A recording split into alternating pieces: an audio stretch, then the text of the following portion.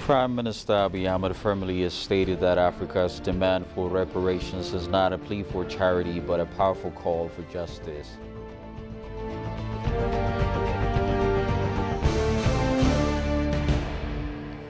The outgoing African Union Commission chairperson called for urgent unity across the continent.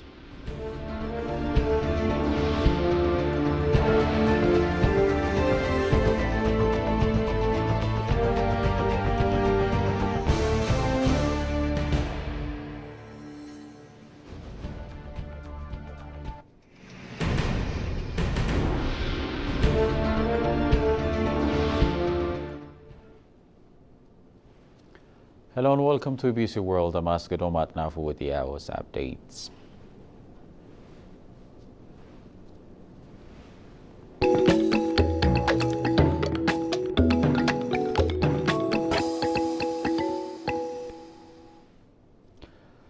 President of Angola, João Manuel Goncalves, took over the rotating African Union chairmanship at the opening of the 38th ordinary session of the AU Assembly of the heads of state and government today. Lorenzo replaced the outgoing chairman, President of Mauritania, Mohamed Ould Cheikh Ghazouani. And during the occasion, President Lorenzo emphasized the importance of continued African unity and cooperation. He underscored his commitment to addressing the challenges facing the continent, such as conflicts, economic development, and climate change, among other priorities.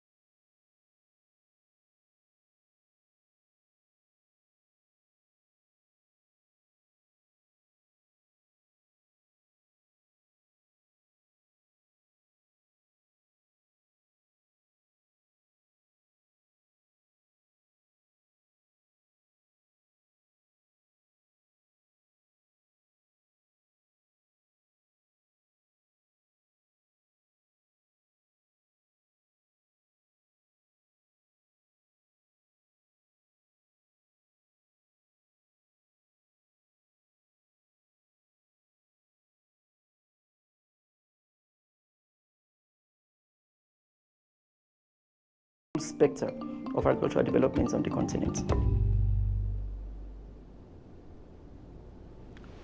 Prime Minister Abiy Ahmed met with Global Fund Executive Director Peter Sands. The Global Fund remains a key partner in supporting Ethiopia's health sector, and our discussions today are focused on strengthening this collaboration, the Premier said on a social media post.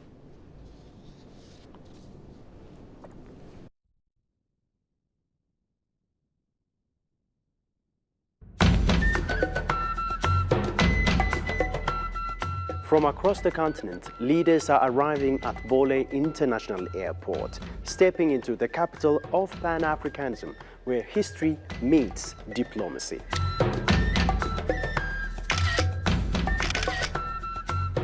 Flowing through the vibrant streets, the energy of Addis reflects its role as a city of unity and culture, preparing to receive African leaders like never before.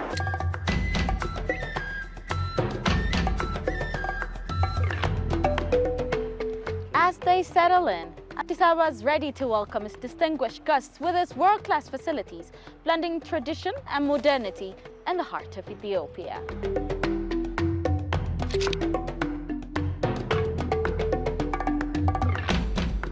And right here at the heart of Addis Ababa, the Africa Union stands tall, where leaders across the continent gather to shape Africa's future and strengthen the continent's unity. Ethiopian Broadcasting Corporation is on the ground, bringing you closer to every moment of the 38th African Union Summit. From arrivals to high-level discussions, we are your trusted source. Once again, welcome to Ethiopia, where Africa's story unfolds.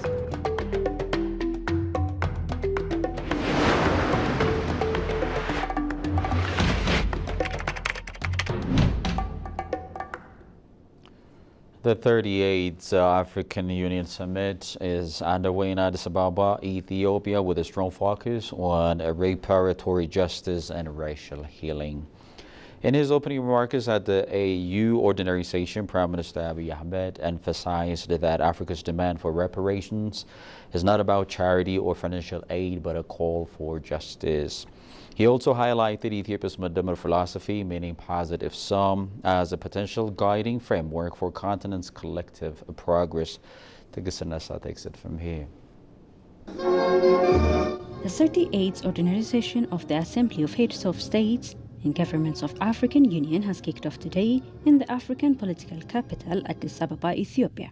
This year's summit focused on reparatory justice and racial healing under the theme Justice for Africans and People of African Descent through Reparation. In his opening statement delivered to the AU Ordinary Session, Prime Minister Abiy Ahmed highlighted that the demand for reparation by Africans is not about charity or financial aid, but it is a call for justice. The theme for this year's assembly calls on us to heal the scars of historical injustice and overcome lingering trauma that has long hindered our progress.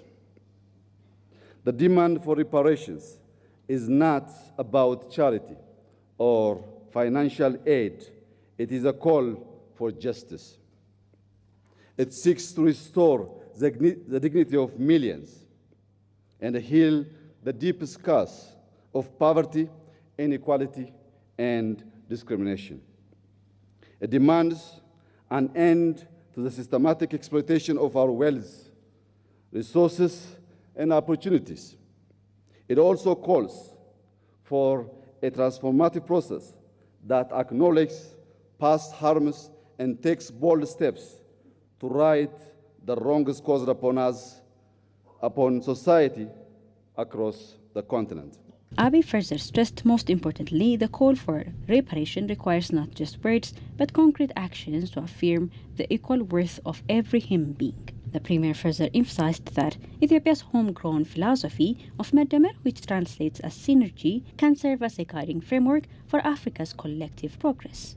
Ethiopia is determined to prosper, guided by a vision of vibrant democracy, sustainable economic growth, rich cultural heritage, social progress, and a deep commitment to environmental regeneration.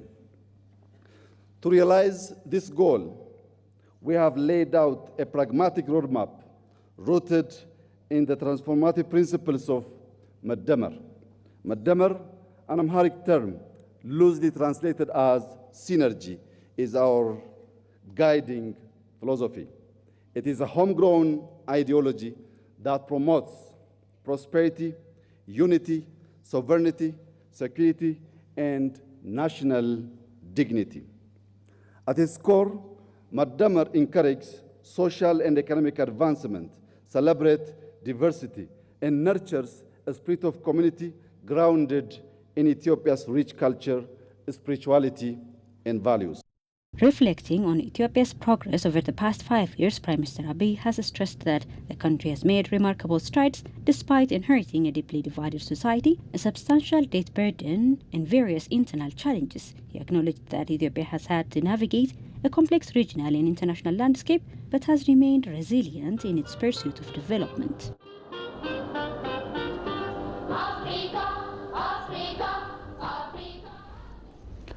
As global challenges continue to mount, outgoing African Union Commission Chairperson Moussa Faki Mohamed has stressed the urgent need for unity across the continent. Speaking at the opening of the 38th AU Summit here in Addis Ababa today, Faki reflected on his tenure and the significant obstacles Africa has faced in recent years. He underscored that overcoming external pressure and regional conflicts would require collective action if Africa is to secure a prosperous future. Let's tune in into a report by Goshu Melso. The outgoing African Union Commission Commissioner Moussa Faki Mahamat at the 38th AU Heads of State Summit addressed the challenges and progress of the continent during his tenure. He noted that the rapid and intense geopolitical upheavals over the past 2 terms are characterized by violent and destabilizing effects. The rapid and intense geopolitical upheavals that have characterized the international context during my 2 terms of office have both violent and destabilizing manifestations. The sudden deterioration of the health situation following the outbreak of COVID-19 was unfortunately accompanied by major shocks and profound economic and diplomatic turbulence. For Africa, this resulted in an increase in the debt burden, a decline in public and private investment flows, violence and the prevalence of some African conflicts. Reflecting on Agenda 2063, the Commissioner presented a 10-year assessment of its implementation from 2014 to 2023. He highlighted sectoral progress was made toward achieving the Africa we want, a vision for sustainable peace, development and prosperity across the continent. An assessment of the first 10-year implementation plan of Agenda 2063, covering the period 2014 to 2023, reveals the sectoral progress made in our march towards building the Africa that we want. It is crucial to learn the real lesson and make the appropriate subsequent adjustments. In the field of health, it is a holistic approach translated on the ground into actions crowned with success. The outgoing commissioner underscored that the socio-economic development of Africa requires collective endeavors, stressing the need for unity and collaboration among African nations. Whether it is our vision on mining issues, the comprehensive agriculture program and the blue economy, the development of infrastructure and energy, climate change with adaptation and climate resilience of the continent, regional integration through the implementation of the African Continental Free Trade Area, the effective operationalization of the Peace Fund, which has exceeded the set target of $400 million, the treatment of humanitarian crisis of which Africa is the epicenter, with the establishment of the African Humanitarian Agency, the strengthening of the visibility of the African Union through our partnership with the United Nations, all have been at the center of our collective endeavor. The 38th Heads of State AU Summit is being held under the theme of justice for Africans and people of African descent through reparations. Secretary General of the United Nations Antonio Guterres expressed resolve to work with the African Union to represent Africa with 2 permanent members at the United Nations Security Council. Guterres also stressed the need for reparatory justice for Africa, as the continent is the victim of colonialism and a transatlantic slave trade. The Secretary General made these remarks at the opening of the 38th African Union Heads of State and Government Summit here in Addis Ababa. Shagao Yamatao takes it from here. The 38th African Union Heads of State and Government Summit has kicked off today in Addis Ababa at its headquarters, drawing various leaders of African countries, international organizations, among others. On the occasion, Secretary General of the United Nations Antonio Guterres said that the partnership between African Union and the United Nations has been gaining momentum, stating the prospects of the continent with the largest young people in the world and the FCFTA to boost the region's economy. However, he called for addressing the legacy of colonialism and slavery at the African Union leaders gathered to discuss the theme justice for Africans and people of African descent through reparations. The world must never forget that Africa is the victim of 2 colossal and compounded injustices. First, the profound impact of colonialism and the transatlantic slave trade. The roots stretch back centuries, and the bitter fruit continues to affect Africans and people of African descent to this day. Decolonization alone in itself was not a panacea. Political independence did not free countries from structures based on exploitation and decades of economic, social, and institutional underinvestment. It is high time for reparatory justice frameworks to be put in place. Noting that Africa's lack of representation in today's multilateral system, Guterres expresses UN's commitment to work with the African Union to ensure representation of Africa at the United Nations Security Council. Africa was under colonial domination when today's multilateral system was created, and that injustice endures. Look no further than the United Nations Security Council.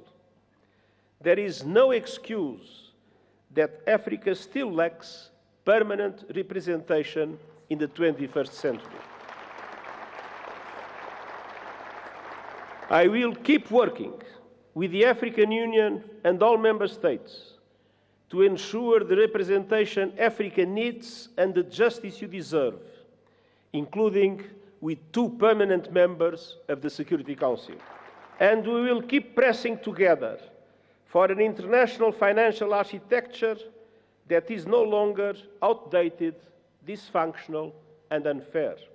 Guterres also vowed to play his role for the achievements of African Union Agenda 2063 and 2030 Sustainable Development Goals and reform international institutions. We must keep working together to deliver the AU 2063 Agenda and the 2030 Agenda for Sustainable Development and drive action on finance. African countries pay up to 8 times more to borrow than developed countries, and 20 are in or at risk of debt distress. The Pact for the Future supports an international financial architecture reform to reflect today's economy, ensuring fair representation and urging effective action on debt relief. And I will stand with Africa as a matter of justice and to right the historic wrongs. The Secretary General further called for a ceasefire deal to the ongoing war in Sudan and Democratic Republic of Congo. With regard to climate mitigation efforts for Africa, he called on developed nations to maximize climate financing, as the continent is bearing the brunt of climate crisis despite its less contribution for climate change. Well, before I leave, let me now remind you of top stories of the hour once again. Prime Minister Abiy Ahmed firmly has stated that Africa's demand for reparation is not a plea for charity but a powerful call for justice.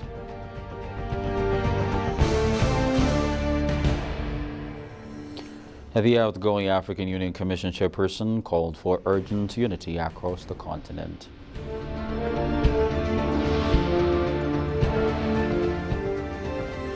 Well, that's all we have for the hour. Many thanks for watching. I am Askedo Matnafu. It is bye-bye from me.